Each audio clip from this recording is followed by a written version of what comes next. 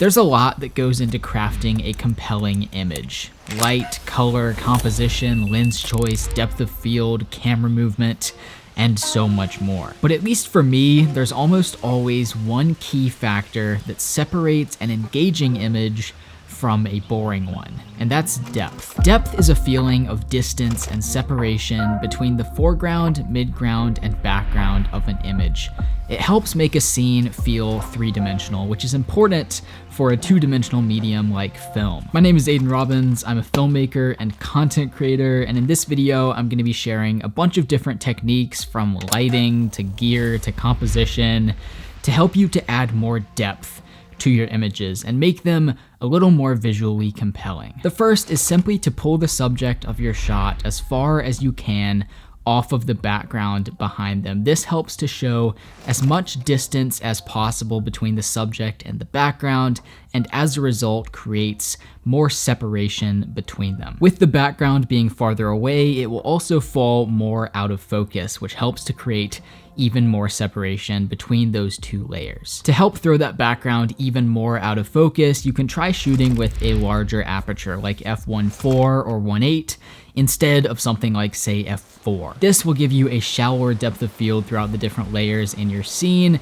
and help to create even more separation between them. In addition to the aperture, it's important to consider the focal length of the lens you're using. So shooting at a longer focal length will often give you some compression between the foreground, midground, and background, which generally makes the distance and depth between them more noticeable. Shooting at a longer focal length can also make the depth of field in your shot appear more shallow. This is why you'll often hear the advice to back up and zoom in on a subject to create more separation between the subject and the background. But it's not as simple as just shooting at a longer focal length all the time. There are plenty of situations where shooting with a wider lens can make the depth in your scene more noticeable. As a general rule of thumb, when you're shooting in a tight space, using a wide-angle lens will enhance the depth in the scene by stretching out the distance between the different layers. And when you're shooting in a larger, more expansive location, shooting with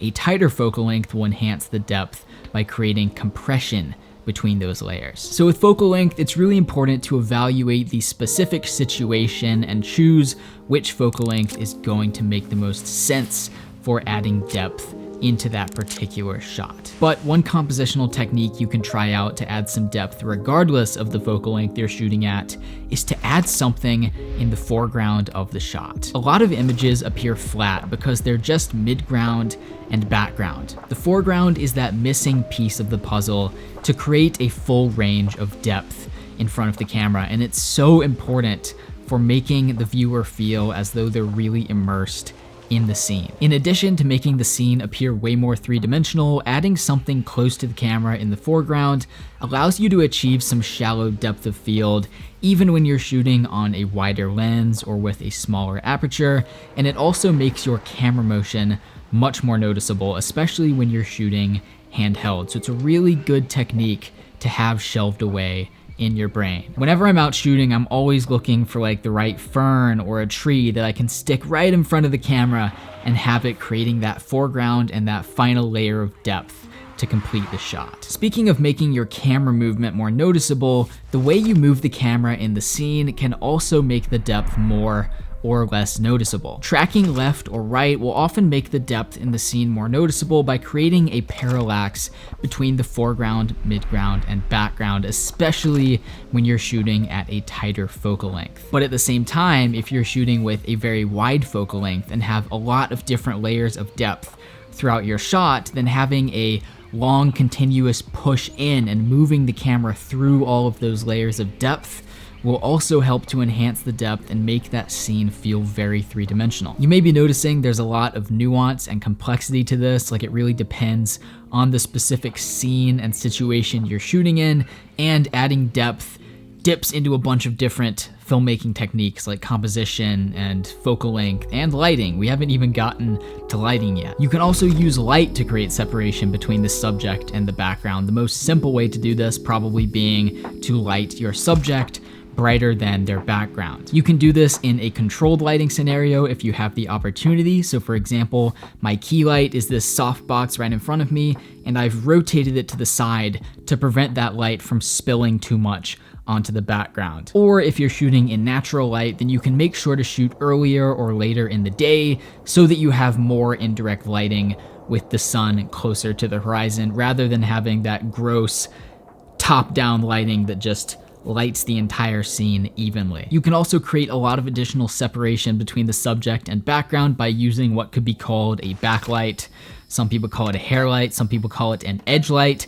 It's just a light that's angled behind your subject towards the camera. So for example, I have this little LED light panel off behind me to the left, which is creating this light along the edge of my face, which helps to separate me from the background by accentuating that edge. And of course, if you're shooting in natural light, then you can achieve a similar effect by just angling the camera so that you're shooting a little bit more at an angle to the sun, or you can use a reflector or a bounce to bounce the light from the sun back onto the back of your subject. And finally, probably the most effective way to create depth in your scene is by using haze or fog. And full disclosure, for me, this typically just means getting very lucky with foggy, hazy weather conditions when I'm shooting. But you can also create your own artificial haze in your scene by using a fog machine or a product I really like.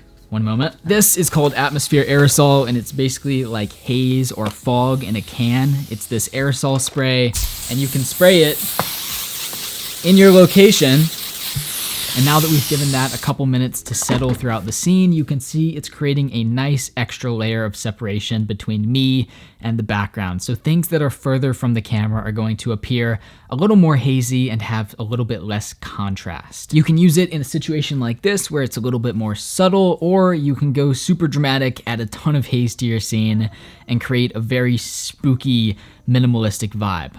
Up to you. So there you go, a bunch of different techniques for adding depth to your images. But before you go, it's very important to remember that using these techniques in your own work will not necessarily make for a more compelling image 100% of the time. There are plenty of situations where a lack of depth in an image helps to tell the story or convey a more accurate feeling, and as a result, makes it a better image. Just remember that rules only exist in the context of your story, and even then, they're meant to be broken. So I hope you've learned some new rules from this video that you can now turn around and break intentionally. All that being said, thank you so much for watching this video. Make sure to subscribe to Adorama TV for more videos just like this one. Keep this on the DL, but hypothetically, you could also maybe subscribe to me. You didn't hear it from me, but most importantly, go out, make something cool, and I will see you next time.